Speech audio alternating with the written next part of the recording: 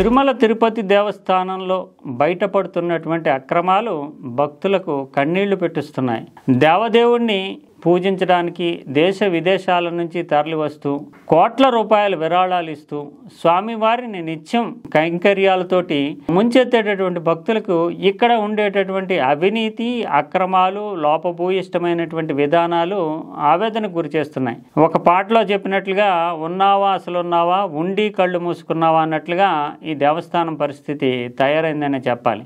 ఎందుకంటే భక్తులు అత్యంత పవిత్రంగా భావించేటటువంటి లడ్డూలు లో వాడేటటువంటి కీలకమైనటువంటి నెయ్యిలోనే కల్తీ చోటు చేసుకోవడం, పామాయిల్ని ఆవు నెయ్యిగా అమ్మేయడం అనేటటువంటిది దాదాపు 65 లక్షల కిలోల ఆవు నెయ్యికి దీంట్లో లడ్డూల వినియోగించారనేటటువంటిది కల్తీ ఆవు నెయ్యి, కల్తీ పామాయిల్ని ఆవు నెయ్యిగా అది 4 సంవత్సరాల కాల వ్యవధిలో చోటు చేసుకున్నది అనేది స్పెషల్ ఇన్వెస్టిగేషన్ టీం తాజాగా నిర్ధారించింది. ఇది 100 కోట్ల రూపాయలతోటి కూడినటువంటి కుంభకోణం. అంటే పామాయిల్ని ఆవు నెయ్యి చేసేసి ప్రసాదం అంటే అది దేవుడికి ప్రతిబింబంగా దేవుడిచ్చినటువంటి ప్రసాదంగా భావిస్తూ ఆ తిరుమల క్షేత్రాన్ని దర్శించుకున్నటువంటి ప్రతి వాళ్ళు కూడా తమ ఊర్లకి పట్టుకెళ్ళి దాన్ని పంచిపెడుతూ ఉంటారు. అంటే అంత చిటికెడు పంచిపెట్టినా సరే అంత గొప్ప ఘనంగా చెప్తూ ఉంటారు. అటువంటి ప్రసాదం లాంటి విషయంలోనే కల్తీ చోటు చేసుకుందంటే దేవస్థానం ఎలా ముందుకెళ్తోంది అనేది ప్రశ్నించుకోవాల్సినటువంటి విషయం. దాని తర్వాత చూస్తే కనుక భక్తులు ఎంతో భక్తి పవిత్రతలతోటి ముడుపులు సమర్పిస్తూ ఉంటారు.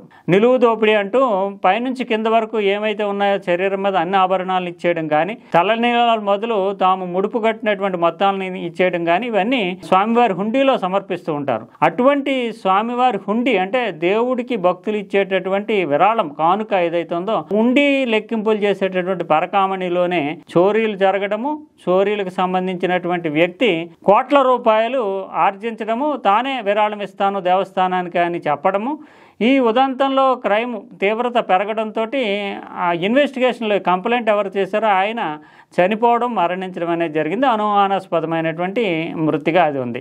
అంటే దేవుడి సొమ్ముని ఎంతవరకు దొంగిలించాలనేటటువంటి దుష్టబుద్ధి కూడా ఇక్కడ నడుస్తుందనే చెప్పాలి. తాజాగా మరో ఉదంతం వెలుగు చూసింది.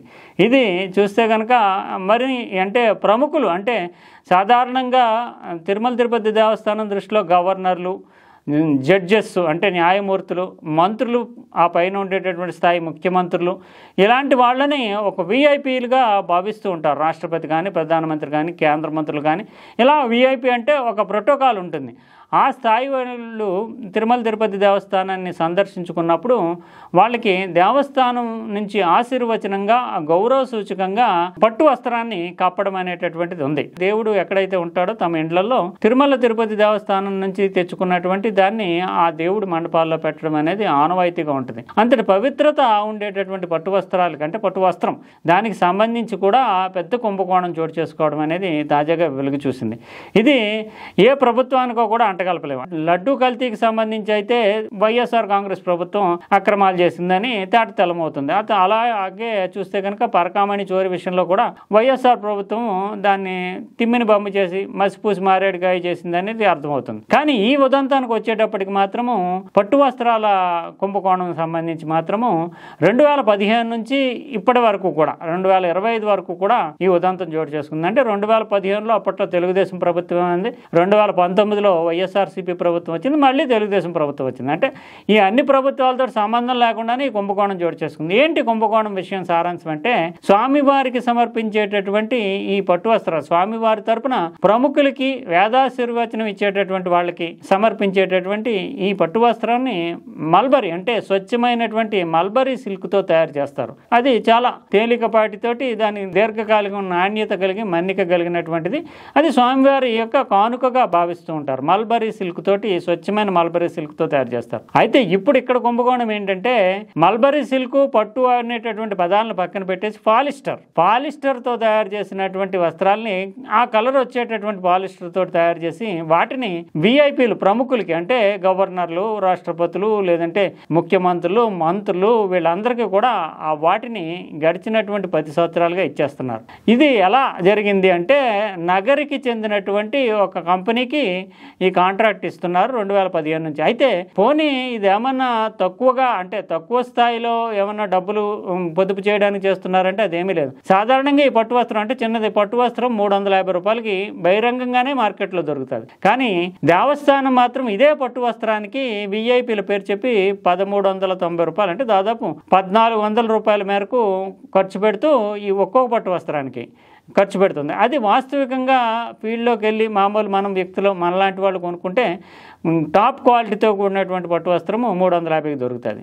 ఇది తాజాగా కూడా వెలుగు చూడడానికి ఒక రకంగా చైర్మన్ బిఆర్ నాయుడు కారణమని చెప్పాలి. ఆయన పర్సనల్ యూసేజ్ కోసం పట్టు వస్త్రానికి వెళ్తే 350 కొంటే ఈ స్వామివారికి గడిచిన 10 ఏళ్లుగా సమర్పిస్తున్న పట్టు వస్త్రాలు 1390 రూపాయలు ఎందుకుందా అని ఎంక్వైరీ చేస్తే అసలు అది పట్టు వస్త్రమే కాదు. 1390 రూపాయలు తీసుకున్నా పట్టు వస్త్రాలు ఇచ్చి ఉంటే పోనీ 4 రెట్లు ఖరీదు తీసుకున్నా పట్టు వస్త్రాలు ఇచ్చుంటే పర్వాలేదు. కానీ అసలు 350 రూపాయలు విలువైనటువంటి పట్టు వస్త్రం స్థానంలో 1350 రూపాయలు వసూలు చేసి కూడా పాలిస్టర్ వస్త్రాన్ని అంటగలుపుతున్నారు. అంటే పాలిస్టర్ వస్త్రం అంటే ఒక 50 రూపాయలు పడుతుంది. ఒకటి 50 రూపాయల వస్త్రాన్ని 1390 రూపాయలకి దేవస్థానానికి అంటగలపడమే కాకుండా పవిత్రత, ముఖ్యంగా పట్టు వస్త్రం అనేది 2000 రూపాయలు ఎట్టుకున్నా కూడా పవిత్రత.